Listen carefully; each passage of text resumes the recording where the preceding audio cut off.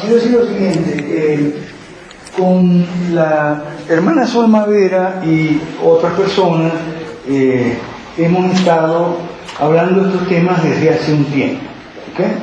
Entonces Zulma está coordinando una reunión que vamos a tener el sábado a las 9 en el Café Alexander de la Plaza Baroa. Los que quieran ir, anótense con Zulma, pero ya para un partido político, vamos a decirlo sin vueltas, sin circunloquio, para un partido político, ¿okay? El que quiera ir se anota con Zulma, sábado a las 9, ¿está bien? Ok. Porque resulta... y otra cosa, estamos en las redes sociales, pueden buscar en las redes sociales Centro de Liberalismo Clásico, pueden buscar Foro Liberal de América Latina. Después, mañana vamos a hablar de por qué esto de liberalismo, que tiene que ver liberalismo con cristianismo.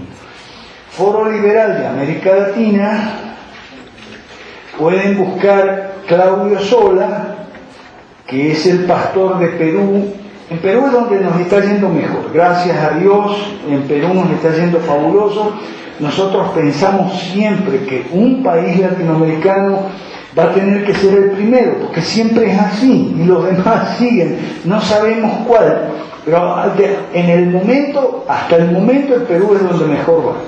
Entonces Claudio Sola, o Malaquías Nava, que es el pastor de Venezuela, o un servidor, Alberto Mansuetti, con ese y una sola T, por favor.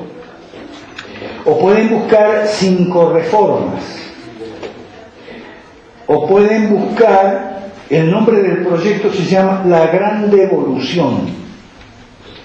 La Gran Devolución. Todo esto lo pueden buscar en Google, y entonces si nos ponemos en contacto por las redes sociales. Estamos produciendo artículos, ensayos, libros, traduciendo mucho.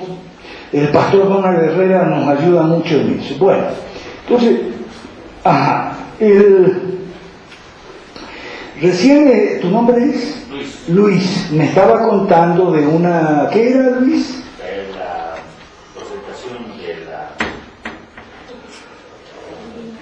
rechazo inconstitucionalidad de la ley. Ok, bueno, a ver, yo soy abogado, ¿okay? Y licenciado en ciencias políticas, ¿no? Entonces, te voy a decir que eso no sirve para nada. Con eso no vamos a hacer nada. Lamentablemente. Ahora vamos a explicar por qué. Porque fíjese una cosa, los cristianos hemos estado confundidos, muy confundidos en muchas cosas. El pastor Miguel me decía que hace un tiempo había estado recogiendo firmas para ese tema, ¿no? El tema de la ley de género. Y que los hermanos le decían, pero hermano, ¿para qué? Si ya viene el Señor. ¿No ve que estamos en el fin del mundo? Ya viene el Señor. ¿Qué es eso de recoger firmas, hermano, partido político y tal? Déjenme hablar de ese tema porque es importante. Hay mucha gente que está diciendo, si ya viene el Señor. Pero hay un poquito de hipocresía en eso. Porque usted le pregunta, ¿ya viene el Señor? Sí. ¿Qué está haciendo tu hijo? Él está estudiando ingeniería. ¿Cómo? ¿No es que se viene el Señor? ¿Para qué estudia ingeniería? ¿Y dónde estás viviendo tú?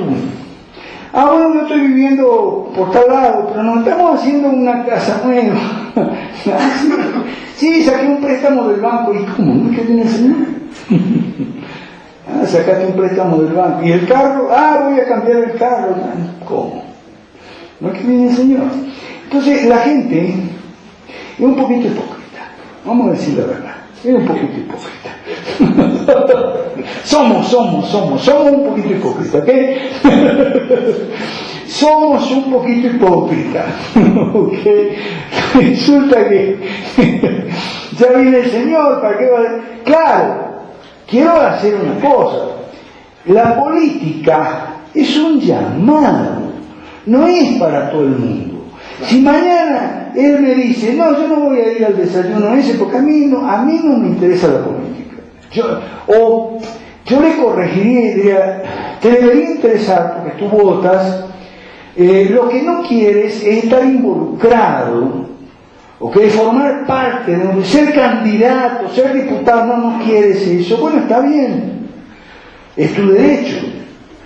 No, a mí lo mío es la medicina, o lo mío es la música, a mí no me hables de política, está bien.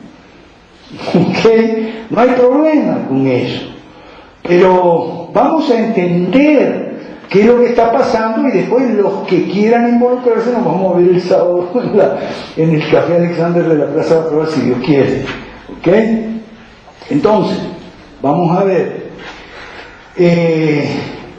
Este asunto de que ya viene el Señor es viejo. O sea, ustedes pueden buscar en internet, hay muchos sitios, cristianos y no cristianos, donde hay una lista larga de profecías fracasadas. O sea, que dijeron, por ejemplo, Hegel dijo que venía el Señor en 1988. Pasó el año 88 y nada. Entonces quedamos mal los cristianos. Es un pésimo testimonio ese. Y después del 88 dijo, no me equivoqué en los cálculos, porque hacen todos unos cálculos. Y entonces dice, no es en el 88, es en el año 92. Y después pasó el año 92 y nada. Bueno, hay unas listas largas, de gente, pastores, predicadores, obispos, que han estado predicando el fin del mundo para el año que viene, desde más o menos el año 100 o 200 de nuestra era hasta la fecha. Por ejemplo, el año 1000, cuando vino el año 1000, hubo un escándalo en toda Europa porque muchos predicadores cristianos, iba a decir algo pero mejor no lo digo, después en privado tocar. Muchos predicadores cristianos dijeron, el año 1000 viene el fin del mundo, y hacen todos unos cálculos de tipo cabalístico, de tipo cabalístico. Cabalístico significa interpretaciones esotéricas de la Biblia, pero de tipo matemático, con los años y tal. Bueno, entonces dijeron que el año 1000 venía el fin del mundo, y no vino el fin del mundo. Y entonces, desde esa época hasta ahora, siempre hay gente que predica el fin del mundo para mañana o pasado, por la tarde, y no pasa nada. Entonces son gente muy curiosa, son gente que quiere saber más que Cristo, porque nuestro Señor Jesucristo dijo, solo el Padre el que sabe el día y la hora. Así que solo el Padre sabe el día y la hora. Pero el pastor fulanito de un pueblito de Texas, él sí sabe. Entonces, no, y van a la radio, y van a la televisión, y hacen citas bíblicas mal hechas. Por ejemplo, el famoso pasaje de Hechos de los Apóstoles, donde aparece Ananías y Zafira, que los socialistas siempre toman como proof text para el socialismo en el Nuevo Testamento, ¿no? En las primitivas comunidades cristianas, el episodio de Ananías y Zafira. Otros dicen que estaban esperando el fin del mundo. Ninguna de las dos cosas, ni eran socialistas ni estaban esperando el fin del mundo. Lo que ocurría es que estaban advertidos por nuestro Señor, Mateo 24, que iba a venir un castigo sobre Jerusalén, que vino en el año 70. Entonces ellos estaban haciendo la maleta, porque nuestro Señor les había dicho que hicieran la maleta, y eso es lo que estaban haciendo. Por eso vendían terrenos y todo eso. De hecho, lo que estaban haciendo era un excelente negocio, ¿no? Porque esas tierras iban a perder valor cuando llegaron los romanos. ¿No? ¿Qué fue lo que sucedió? Y los tipos la habían vendido antes, cuando nadie sabía. ¿Ok? Entonces, tremendo negocio que hicieron. Bueno, entonces, pero claro, esas interpretaciones de ese pasaje y otro pasaje chocan mucho con una tendencia fuerte que hay en la iglesia hoy en día, una tendencia, tápate los oídos, judaizante. ¿Ok? Entonces, claro, castigo sobre Jerusalén, eso a los judaizantes no les gusta.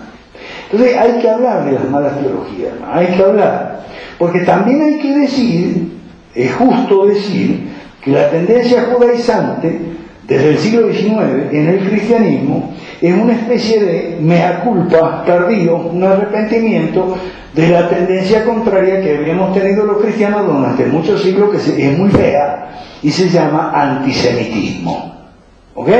Entonces, los cristianos del siglo XIX más o menos se dieron cuenta de que cuando los progromes y todo eso en los países grandes, en los países antisemitas como Rusia, Polonia, Alemania, Argentina y Bolivia, hay que decirlo, ¿ok? Donde hay fuerte antisemitismo, o había, no sé.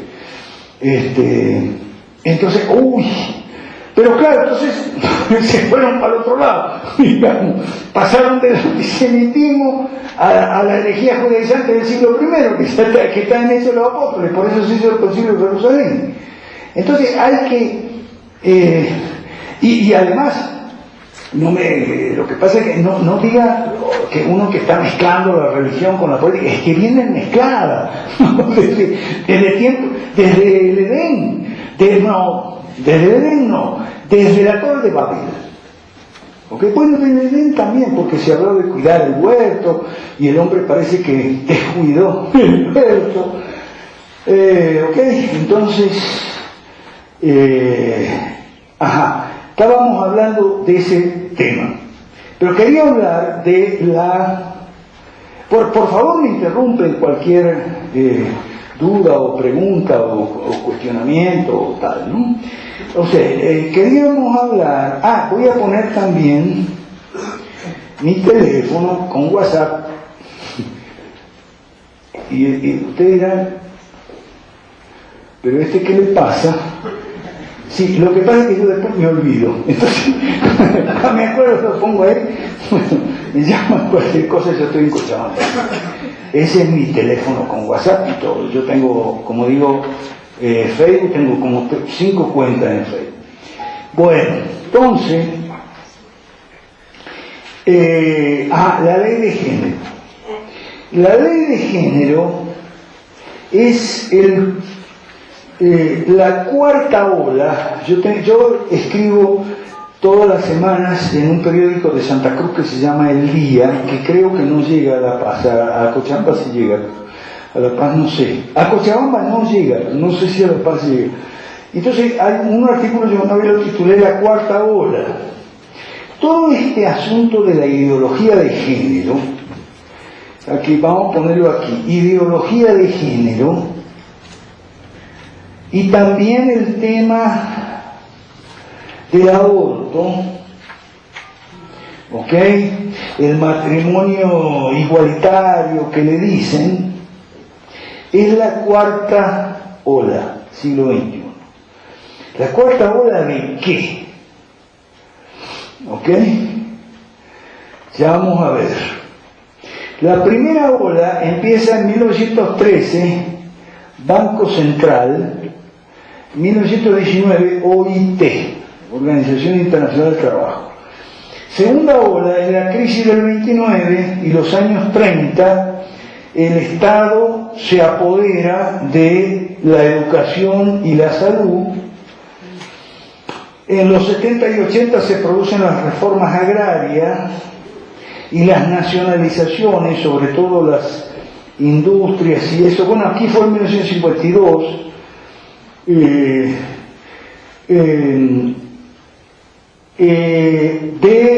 el manifiesto comunista. ¿Ok? Manifiesto comunista, 1848, Marx y Engels.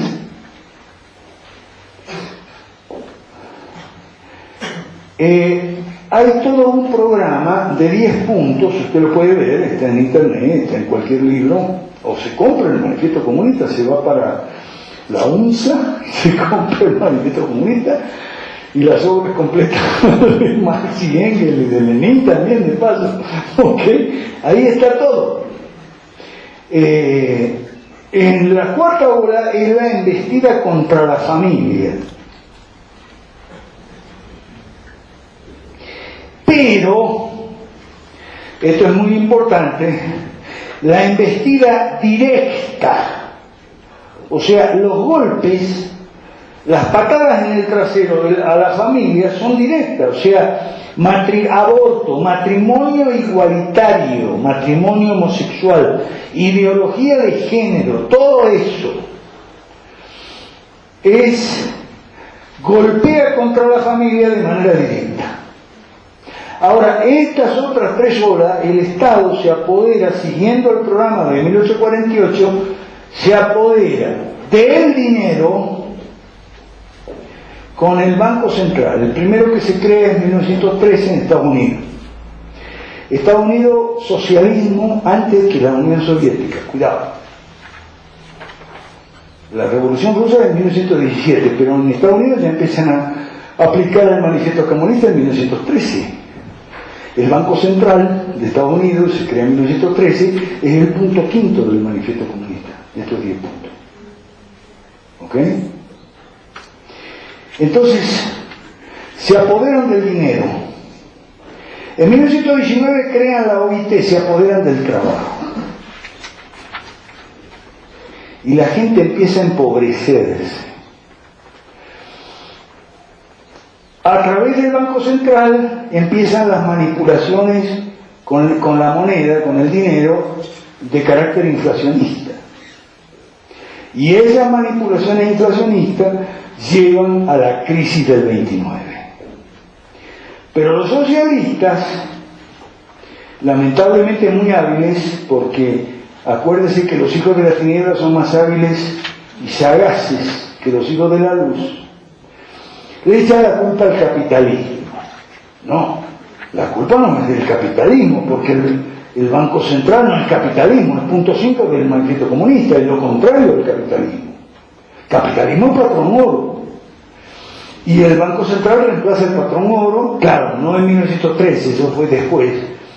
Va reemplazando progresivamente el patrón oro por el patrón dólar, que es lo que tenemos ahora. Ahora no hay más patrón oro, desde 1971, que fue cuando Nixon le terminó de dar la puñalada final al patrón oro. Entonces, la gente se empobreció. Entonces, como la gente estaba empobrecida, vinieron la Gran Depresión en los años 30, entonces ellos dijeron, como la gente está pobre, entonces el Estado va a dar salud y educación a la gente y tal. Se apoderaron de la salud y la educación. Estos, mis queridos hermanos, son golpes indirectos contra la familia. No son directos como los de ahora. Y con esto yo estoy preparando para el amigo allá que me dijo que estaba preparando el currículum estoy preparando el terreno para explicarles, y con eso terminaríamos por esta noche, el gran drama de los cristianos de hoy en día. Ya va. Entonces, por supuesto que las cosas empeoraron en lugar de mejorar. Hubo un veranillo neoliberal, que siempre los hay, un veranillo neoliberal cuando terminó la Segunda Guerra Mundial, y entonces vinieron los milagros económicos de Italia, de Alemania, de Japón, etcétera, pero después la economía empezó para cuesta abajo otra vez. Y entonces, en los 70, 80 se apoderan a través de la reforma agraria, las nacionalizaciones, se apoderan de los recursos naturales, se apoderan de las tierras, del subsuelo, de las empresas extranjeras que son nacionalizadas, entre comillas, o sea, estatizadas. O sea, se va armando el esquema pagano que dibujamos en el pizarrón antes de tomar café. Se va armando progresivamente. La primera ola se apoderan del dinero y del trabajo. Segunda ola se apoderan de la educación y la salud. Tercera ola se apoderan de la agricultura, la industria, el comercio, el transporte, los recursos naturales. Y que viene ahora la cuarta ola. Entonces, ¿cuál es el problema de los cristianos? O sea, con esto han empobrecido la familia. ¿No ves cómo hoy la gente joven duda mucho antes de casarse? No puede. En la época de mi abuela tuvo 11 hijos. Eso era lo normal. Ahora no. Ahora hay que tener 2 hijos y cuidado. O sea, que han estado debilitando la familia progresivamente, primero por el lado de la economía, y ahora el ataque a la familia es directo. O sea, en la primera ola, en la segunda ola y en la tercera ola se atacó la familia. Si no me cree, no, después que termine de leer el Manifiesto Comunista puede leer el libro de Engels que se llama Sobre el origen de la propiedad privada, el Estado. Es un libro de texto obligatorio en la UNSA. La propiedad privada del Estado y la familia. Entonces Engels hizo un descubrimiento científico muy válido y que los cristianos no lo conocen, pero los marxistas sí lo conocen. Y es muy simple. La familia y el capitalismo están inseparablemente ligados. Entonces, si usted, como Marx y Engels, quiere destruir el capitalismo, tiene que destruir la familia. Obvio.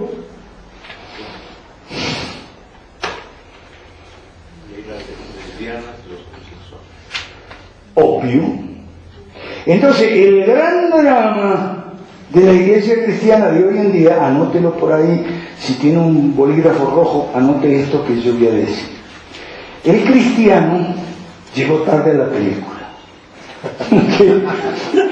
Llegó como llegar al teatro. Llegó a las 9 al teatro y le dijeron: pase, siéntese. Pasa y se sienta y no entiende nada. Y ve todo este asunto de la ley de identidad de género, la ideología de género, el relativismo, el posmodernismo, y dice: están atacando a la familia, dice el cristiano. ¿Verdad? Claro que están atacando a la familia, pero llevan un siglo en ese trabajo. ¿Me entendió? Llevan un siglo atacando a la familia. ¿Quién puede tener 11 hijos hoy como mi abuela? Y mi abuela no era rica, que era una campesina, analfabeta, nunca aprendió a leer, tenía mucho sentido común. Tuvo 11 hijos. Por supuesto, ninguno delincuente ni nada. Algunos estudiaron, otros no estudiaron, tenían su oficio, uno era camionero, el otro era trufista, autobusero. Yo los conocí, eran mis tíos. 11 hijos. Eso hoy imposible. ¿Por qué? Por todo esto, ataque a la economía, que es la base de la familia, que está ligada al capitalismo. Entonces, si usted quiere, por eso es lo que yo digo, si usted es cristiano y es masista, no me venga con cuentos, usted no entendió el cristianismo. O sea, o no entendió el socialismo, me temo, o no entendió el cristianismo, o no entendió ninguna de las dos cosas. Y no vio la contradicción. Pero entonces vienen siempre los socialistas a decir siempre la misma historieta. No, ese Mansuetti, lo que pasa es que él es facho.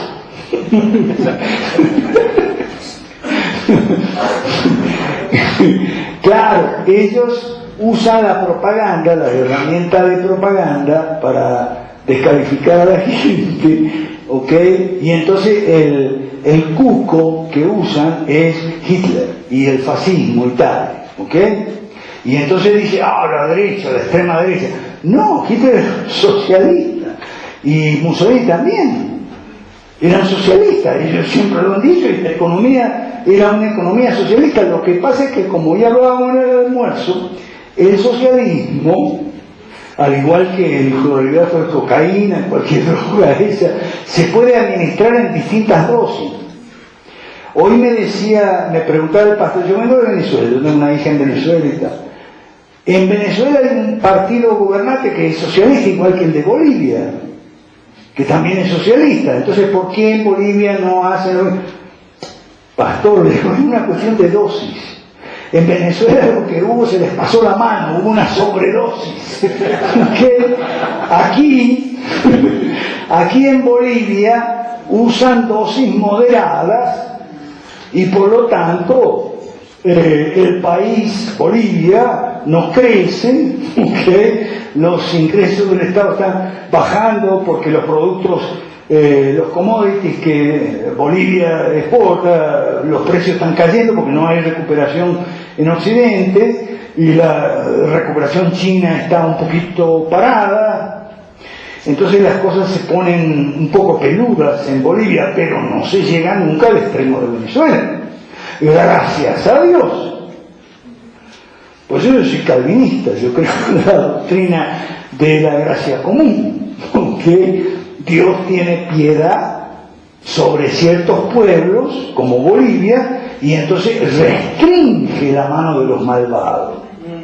Pero siguen siendo malvados, solo que Dios, por alguna razón que Él sabe, tiene piedad con Bolivia que no ha tenido con Venezuela. Como yo he vivido más de 30 años en Venezuela, yo sé por qué Dios está muy airado con Venezuela, perdón. Y entonces, pero no es el Venezuela el tema para ahora. Yo sí sé por qué Dios está muy airado con Venezuela. Creo que tiene razón. Entonces, ¿qué es lo que hace Dios? No derrama su gracia sobre Venezuela de la misma forma, ese calvinismo 100%, no derrama sobre Venezuela la gracia que derrama sobre Bolivia para, como digo, ponerle contención a la mano del malvado. El malvado es el socialista, los socialistas son malvados. Por eso yo no concibo un cristiano socialista, eso es inconcebible. ¿Ok? Entonces, vuelvo y repito, el problema, y voy a repetirlo, el problema de llegar tarde a la película. Toda esta gente cristiana en las iglesias que está recogiendo firmas, como el pastor, muy bien, excelente. Aplausos, yo también salgo a recoger firmas. Toda esta gente que está marchando en contra del aborto, genial, macando. Pero no se olvide una cosa. Primero, que usted llegó tarde a la película, usted está en el acto cuarto. Usted no vio el primer acto, no vio el segundo, no vio el tercero. Llegó tarde a la película. Resulta que en el primer acto ellos se apoderaron de dos dimensiones fundamentales de la sociedad humana, el trabajo y el dinero. En la cosmovisión bíblica es muy importante el trabajo y el dinero también. ¡Pum! Ellos se apoderaron. Lo que nosotros llamamos la usurpación, por eso la devolución es lo contrario a la usurpación. ¿Sí? Entonces, después se apoderaron de la educación y la salud. Ahora, por ejemplo, ellos dicen, los ministros de educación dicen que tenemos que enseñarle a los niños la ideología de género. Y ya escribieron los libros. ¿Pero por qué hacen eso? Porque tienen la educación en su mano. Y además tienen la máquina de imprimir billetes. Y tienen las empresas principales. O sea, ellos han ido acumulando poder debilitando a la familia por la vía indirecta, y cuando llega el momento, ¡pah!, el golpe directo. Pero entonces la gran pregunta, a los que llegamos tarde a la película, ¿qué capacidad de reacción tenemos? ¿Qué capacidad de incidencia, de influencia? Tenemos una capacidad muy limitada, porque ellos controlan el dinero, el trabajo, controlan la educación, la salud, controlan la agricultura, el comercio, la industria, el transporte. Entonces nos han debilitado la familia, ya no hay más familias numerosas. Eso es importante, el tema de la familia numerosa o no numerosa. Nos han puesto una restricción. Nosotros leemos el periódico, ¡ay! ¿Cómo es eso que en China solo pueden tener un hijo los matrimonios? ¿Y qué? ¿Y nosotros acaso no podemos tener solo dos? Porque más de dos no se puede. La economía no permite. ¿Y quién dijo que la economía no permite? Ellos lo dijeron. ¿Entienden? No nos damos cuenta. Estamos en Egipto. ¿Usted cree que los egipcios, los israelitas en Egipto, estamos hablando del libro de Éxodo, el libro liberal, uno de los más liberales de la Biblia, salieron a buscar la libertad?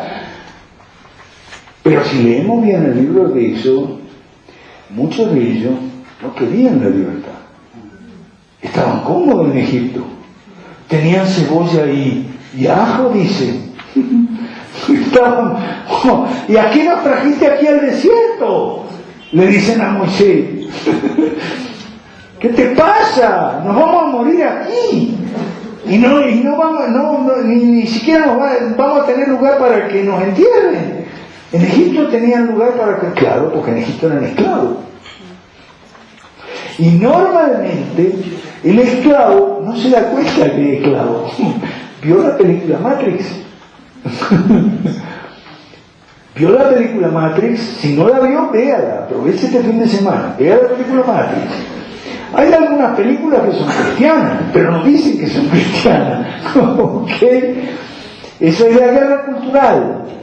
¿Ok? Estamos hablando, dijo el pastor, que íbamos a hablar esta noche, el tema era la cultura del reino, ¿no? Bueno, déjenme que les diga que la cultura del reino, hace ya, desde la época de Moisés, está en guerra con la cultura del antirreino.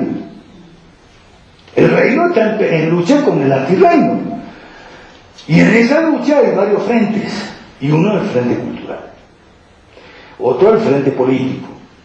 A su vez tienen ramificaciones. Está el frente filosófico, muy importante.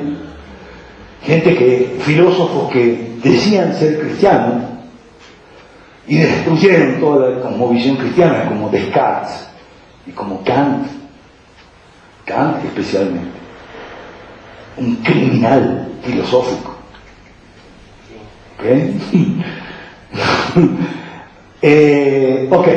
Pero entonces, bueno, tomaron la filosofía, tomaron la ciencia, ¿ok? O sea, llegando tarde a las películas, resulta que no es solo llegar tarde a la película, es que en los episodios anteriores nos habían debilitado considerablemente. Por eso ahora estamos en una posición de tremenda inferioridad de condiciones, porque nos han quitado el dinero, el trabajo, nos han quitado la educación, la salud, nos han quitado la economía, las empresas y tal. Y entonces, ¿con qué nos vamos a defender? Yo me reía mucho cuando leí la sentencia, porque hubo un grupo cristiano, por lo menos, no sé, que presentó en Sucre, en la Corte Suprema, un recurso. Y el recurso fue rechazado, obviamente. Entonces, leí la sentencia, la copia de la sentencia, y entonces un pastor en Cochabamba me pidió mi opinión. Y le digo, pastor, esta sentencia es una cachetada. Le digo cachetada por no decirle patada en el trasero, porque esa es la palabra, una patada en el trasero. ¿Ok? Los cristianos, lamentablemente, nos hemos vuelto culturalmente irrelevantes y políticamente impotentes. Es una frase que no es mía, del pastor Donald Herrera, inspirada en Gatnor. Bueno, mañana vamos a hablar de la bibliografía, eso es muy importante. O sea, culturalmente irrelevante y políticamente impotente. Eso es lo que son cristianos. O sea, no es que somos, estamos. Por todo esto, nos han dado 4 tremendas olas de patada en el trasero y resulta que recién ahora se nos ocurre protestar porque recién ahora vemos que la cosa está peluda. ¿Ok? Ahora, buena parte de la culpa la tenemos nosotros. ¿Ok? Nosotros tenemos buena parte de la culpa porque nosotros no hemos cumplido el mandato escritural de ser luz para el mundo y sal para la tierra. ¿Ok? Eso es un mandato escritural, explícito, claro. Dice así: ustedes son la luz del mundo. Ustedes son la sal de la tierra. Y una luz no se pone en un rincón. ¿Así dice o no? ¿O estoy equivocado? ¿O estoy leyendo una Biblia que no es correcta? Dice, la luz no se pone en un rincón. La luz no se encierra entre las 4 paredes del templo. La luz se pone en el centro para que ilumine toda la habitación, candelero. Y nosotros nos hemos encerrado en las 4 paredes de los templos. No hemos sido luz. Y algo peor todavía, el mundo nos ha confundido. Nosotros no podemos ser luz para el mundo porque nosotros mismos estamos a oscuras. Si yo le pregunto a un cristiano, ¿tú sabes qué diferencia hay entre el cristianismo y el existencialismo? Me decís, yo del existencialismo no sé nada. Alguno me podrá decir, no sé, Sartre, Simón de Beauvoir. Sí, lamentablemente la filosofía, mucho de la filosofía existencialista entró en las iglesias cristianas bajo una cobertura así espiritual, religiosa, incluso hasta con alguna cita bíblica ahí para apoyar, ¿no? Un proof text. Entonces, mucho de la culpa de esto la tenemos nosotros. No hemos sido luz para el mundo, nos hemos dejado oscurecer y no hemos sido sal para la tierra. Y el Evangelio dice que ¿qué pasa con la sal cuando no sirve? ¿Qué dice? No me acuerdo. ¿Qué dice? Solo sirve para moldear los... ¿Qué quiere decir eso? Explícame. Seguro, ¿no estás haciendo una interpretación muy radical? Es lo que dice, ¿verdad? Bueno, la Biblia hay que leerla lo que dice. Lo que pasa es que nosotros estamos cansados de las interpretaciones esotéricas, ¿ok? Que nos vienen y nos dicen, no, eso no quiere decir eso, quiere decir otra cosa. Yo he dado en Cochabamba un seminario que ustedes lo pueden ver porque está, Donald lo tiene en su página, un seminario que se llamó algo así como Reino Primero. Entonces, yo explicaba esa parte donde dice que primero busque, o sea, ¿qué dice? Perdón, ¿qué dice? Primero busque, y justicia, ajá, lo demás vendrá por añadidura. Así dice, seguro. Y estas cosas. Ajá. ¿Cuáles cosas? ¿De qué cosa está hablando? El contexto. Ajá, ok. Ajá. Pero estaban hablando de qué vamos a comer y qué vamos a beber y qué vamos a vestirnos y qué zapatos vamos a comprar cuando le contesta con esa frase. Estaban hablando de la vida material. No estaban hablando de cosas espirituales, como dije. Estaban hablando de qué es lo que vamos a comer, qué es lo que dónde vamos a vivir, de qué vamos a trabajar, qué sé yo. Bueno, habían dejado sus trabajos, ¿no? Eran agricultores, pescadores, carpinteros y cosas de esas. Entonces Jesús les dice, busque eso que acaba de decir él. Busque el reino de Dios y su justicia, y lo demás vendrá por añadidura. Entonces, ¿qué está diciendo? Que ese pueblo sometido por los romanos y demás, en cuanto se alineara con la justicia del reino, y para las naciones, cuando se alinean con la justicia del reino, viene la prosperidad. Es lo que dice Deuteronomio 28, eso es lo que está diciendo. No hay ninguna interpretación espiritual, alegórica, cabalística, oculta, esotérica. No. Está diciendo lo que nosotros estamos diciendo ahora. En Bolivia hay mucha pobreza. ¿Ok? En Cochabamba en nuestro grupo hay un doctor que va para la montaña, cuenta las cosas, son terribles. Hay cierta dosis de desempleo, hay deserción escolar, la calidad de la educación está bajando, eso en todas partes, si uno ve las pruebas PISA y todo eso, las cosas no están bien. Es que si las cosas estuvieran bien, entonces sería que Dios estaba equivocado. Porque la Biblia está equivocada, porque la Biblia dice en Deuteronomio 28 que si las naciones se alinean con la justicia de Dios, entonces a las naciones les va a ir bien. Y si las naciones le dan la espalda a la ley de Dios, a las naciones les va a ir mal. Y la nación de Israel, que fue algo así como la nación prototipo, le sucedió exactamente eso. Cuando le daban la espalda a la ley de Dios, lo cual sucedía y hacían con mucha frecuencia, venían problemas. ¿Okay? Venía pobreza, venía esclavitud, venía debilidad nacional, venían las conquistas, las deportaciones, los problemas. Entonces volvían su rostro al Señor, se arrepentían y tal. Acuérdese de la cita famosa esa de Segunda de Crónicas 7:14. ¿Cómo dice? Sí, ya en mi pueblo, Ajá. cual está. Ok, ¿qué más? ¿Y qué más? Dios sanaré su tierra y perdonaré su pecado. No, hay un parrafito que te olvidaste que dice que todo el mundo se olvida. Se devuelven de sus malos caminos. Todo el mundo se olvida de esa partecita. ¿Ok? Se devuelven de sus malos caminos. Se salen del socialismo. Se salen del MAS.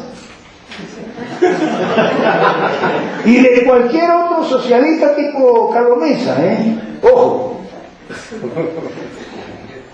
Entonces yo sanaré su tierra. Bueno, y eso fue lo que sucedía, eso era lo que sucedía en Israel. Primero hubo 400 años de gobierno de los jueces y después los reyes. Por cierto, es que hay que estudiar la Biblia en serio. Por cierto, bueno, cuando una persona que cuando yo estaba explicando eso me decía, no, pero ahí no quiere decir eso, Jesús no va a hablar de política. ¿Cómo que Jesús no va a hablar de política? Y cuando dice al César lo que es del César, habló de qué crees tú que está hablando. Cuando dice el primero entre ustedes, el que quiere ser el presidente, tiene que servir a los demás, ¿de qué está hablando? Está hablando de política, por favor. ¿Qué? Lo que pasa es que la gente confunde política con politiquería. Claro, Jesús no habla de politiquería.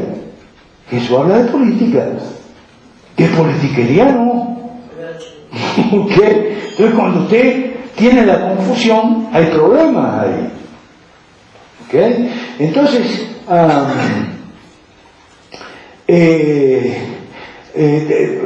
hay muchas cosas que en la Biblia no se predican. O sea, yo estoy por escribir un libro, yo he escrito algunos libros, usted lo puede ver por internet. Estoy por escribir un libro que se llama así: Sermones que tu pastor nunca te predicó. O pasajes bíblicos sobre los cuales tu pastor nunca te predicó, ni te va a predicar. Y uno de ellos, porque son políticos, son 1000% políticos. La gente, por ejemplo, los pastores, por favor no se ofendan los pastores, que aquí yo siempre me toca ofender a algunos pastores, creo que no suceda. Bueno, entonces, piensen lo siguiente. Se explica normalmente en las iglesias la diferencia entre los judíos y los samaritanos, y que los judíos y los samaritanos no se llevaban bien, ¿okay? Pero no se explica bien de dónde salía esa diferencia entre los judíos y los samaritanos. Eso está en 1 Reyes 12, anote para después estudiarlo. 1 Reyes 12. 1 Reyes 12 es uno de los capítulos más importantes, los capítulos políticos de la Biblia, que los hay a montones, donde cuenta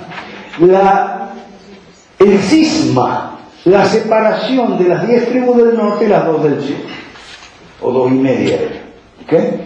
Entonces, ¿por qué era eso? Por una revuelta fiscal, o alguien ¿conocen 1 Reyes 12? O sea, cuando la presión tributaria era muy elevada, los economistas bíblicos han hecho un estudio y han encontrado lo siguiente: que la presión tributaria en 1 Reyes 12 era más o menos 1/10 de la que tenemos ahora. Es decir, tenemos una presión tributaria 10 veces mayor de la que tenían aquellos 10 tribus del norte, por la cual presión tributaria al jefe de los impuestos, que se llamaba Adonirán, lo apedrearon y lo mataron a pedrada. ¿Se entiende lo que estoy diciendo o no? Agarre la Biblia, lea 1 Reyes 12. Mataron a pedrada al superintendente de los impuestos, porque le quería elevar los impuestos, y eran 10 veces más bajos que los que pagamos nosotros. ¿Se entendió? Esto es muy importante porque a veces uno explica lo que eran los publicanos en el Nuevo Testamento, los que cobraban impuestos, que eran personas muy mal vistas. Entonces los pastores, generalmente, no todos, hay excepciones, dicen: los publicanos eran mal vistos porque cobraban impuestos para los romanos. Y resulta que en el Nuevo Testamento no dice eso, en ninguna parte. Dice que cobraban impuestos. ¿Qué? Que eran para los romanos, no para los romanos. ¿Qué importa? El asunto es que le sacaban la plata a la gente. ¿Cuánto se quedaban ellos y cuánto le daban a los romanos? A la gente no le importaba mucho. ¿Qué te importa a vos? O sea, si te sacan de cada 100 pesos que vos ganás, te sacan 50, como en Europa, Estados Unidos y tal, te sacan 20 o 30, como aquí, son 2 o 3 diezmos, o 5 diezmos, y de lo que estamos hablando. ¿Qué importa cuánto se quedan ellos, los administradores publicanos, o sea, los tipos como Mateo y Zaqueo, que eran telonai, arquitelonai, que en griego quiere decir cobrador de impuestos y supervisor del cobrador de impuestos? Probablemente Zaqueo era el jefe de Mateo, cuando Mateo era publicano. Mateo estaba en la puerta de la oficina de los impuestos, y Jesús le dijo: vení para acá, seguime. ¿Okay? Entonces, fíjense lo siguiente: qué mal que predican el Nuevo Testamento generalmente las personas. Te dicen: no, que porque eran los romanos. Pero no dice que eran los romanos. Y si vos vas a ver 1 Reyes 12, ahí no había romanos, ahí no aparecen los romanos para nada. Y sin embargo, el tipo de los impuestos le rompieron la cabeza a pedrada. Adonirán se llamaba, ahí está. Es una cosa importante, fíjense, en la Biblia, sobre todo en el Antiguo Testamento, hay muchos nombres. Muchas veces uno lee el Antiguo Testamento, estudia el Antiguo, y encuentra una lista de nombres que estaba fulano, mengano, hijo de este, sutano, hijo de otro, perencejo, hijo de aquel. Entonces uno dice, ¿y esto qué tiene que ver conmigo? A mí qué me importa. Bueno, para mí no son importantes, pero para Dios sí son importantes. ¿Ok? Entonces cada vez que hay un nombre ahí, es por algo. Si creemos realmente que la Biblia es un libro inspirado por Dios, ahora si creemos que es un documento histórico nomás, pero ahí está el nombre de Adonirán.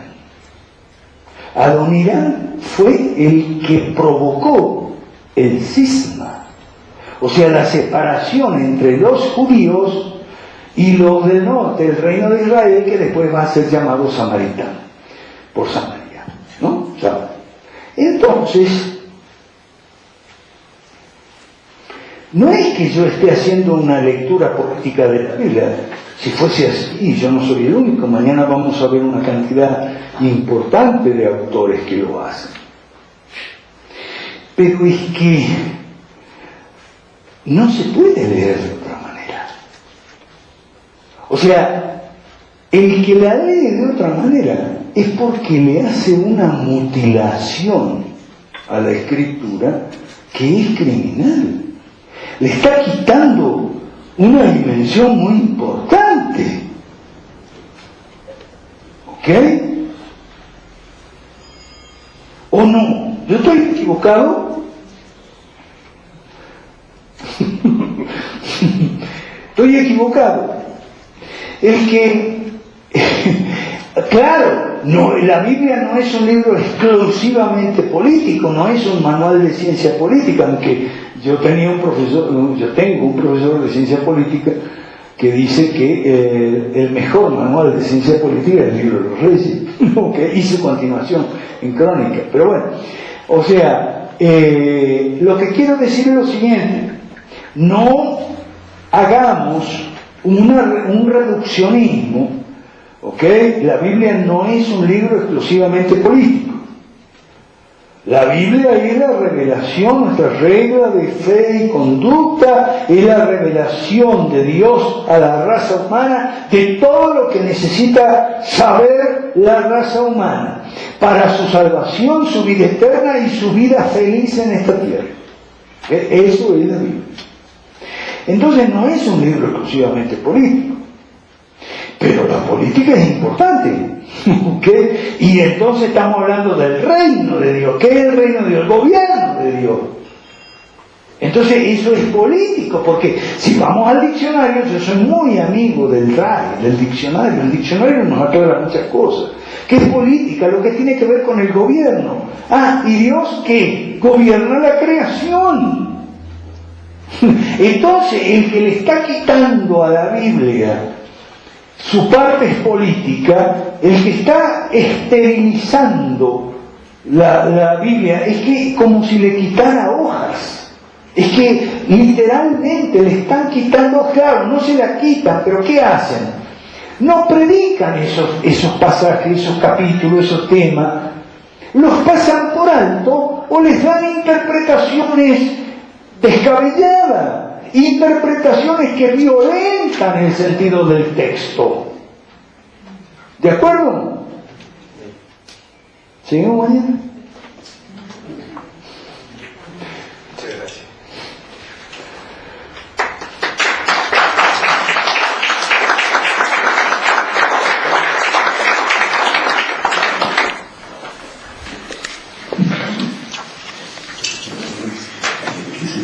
Sí.